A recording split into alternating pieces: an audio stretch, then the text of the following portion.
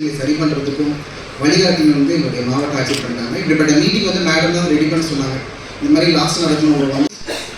அதில் வந்து பார்த்தீங்கன்னா அடல்ட்டு ப்ளஸ் கான்ஃப்ளிக்ட் வித் லா அவங்களும் இன்வால்வ் ஆகிருக்காங்க.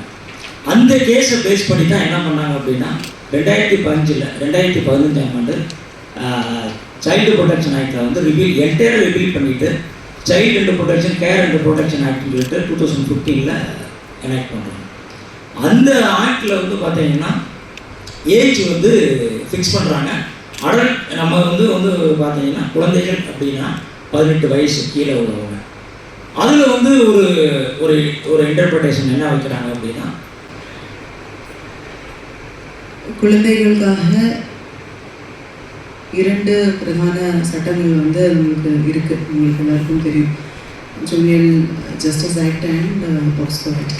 ஸோ இந்த 2 சட்டங்களுக்கு உட்பட்டு ப்ளஸ் அடிஷ்னலாக மற்ற ப்ரொவிஷன்ஸும் வச்சுட்டு நம்ம வந்து நடக்கிற க்ரைம்ஸ்க்கு எதிரான நடவடிக்கைகளை வந்து போலீஸாக இருக்கட்டும், சைல்ட் ப்ரொடெக்ஷன் டிபார்ட்மெண்ட்டாக இருக்கட்டும், மற்ற என்ஜிஓஸ் அண்ட் அதர் ஏஜென்சிஸாக இருக்கட்டும், மாவட்ட நிர்வாகமாக இருக்கட்டும், காவல்துறை மற்றும் ஜுடிஷியல் மெக்கானிசம் மூலமாக குழந்தைகளுக்காக நம்ம வந்து பல்வேறு முயற்சிகள் எடுத்துகிட்ருக்கோம்.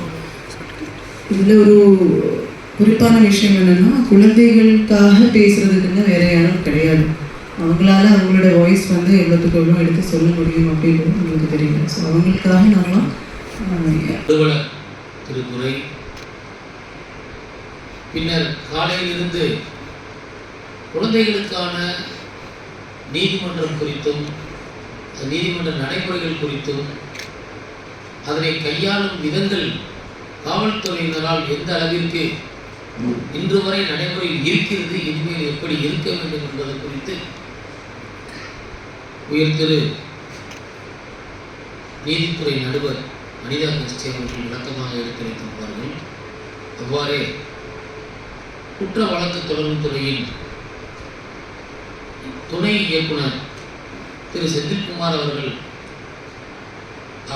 உங்களது காவல்துறையுடன் மிக முக்கியமான தொடர்பில் உள்ள ஒரு பொறுப்பான ஒரு அதிகாரி அவரும் எடுத்து சொல்லியிருப்பார். மற்றும் சிவகங்கை மாவட்ட போக்சோ நீதிமன்றத்தின் இதில் வந்து கொஞ்சம் கேர் எடுத்து பண்ணிக்கணும். அது உண்மையிலே வந்து ஒரு வித் இன்டென்ஷன் ஒரு மென்சரியாக இருந்துச்சா குற்றம் செய்யக்கூடிய